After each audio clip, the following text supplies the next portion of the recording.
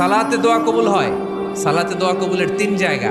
একটা হচ্ছে তাকবীরে তাহরিমার পরে আমরা সানা পড়ি না, আমরা তো একটা পড়ি। আল্লাহর হাবিব সুন্নাহ এবং নফল নামাজে আরো পড়তেন সানা, ওই দোয়া কবুল হয়। দুই নম্বর জায়গা সালাতে সেজদায় পড়ে দোয়া করলে কবুল হয়। আকরাবু মা ইয়াকুনুল আবদু মির রাব্বিহি ওয়া হুয়া সাজিদ ফাকসিরু ফীহি দুআ।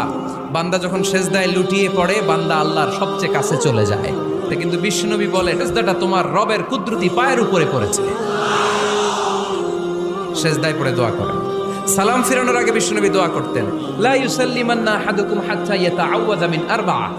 আল্লাহর হাবিব বললেন, চার জিনিস থেকে পানাহ না আছে আমার কোন উম্মত যেন সালাম না ফিরায়। তারা যেন পড়ে, আল্লাহুম্মা ইন্নী আউযু বিকা মিন আযাবিল কবর, আউযু বিকা মিন আযাবি জাহান্নাম, আউযু বিকা মিন ফিতনাতিল মাহইয়া ওয়াল মামাত, আউযু বিকা মিন ফিতনাতিল মাসিহিদ দাজ্জাল।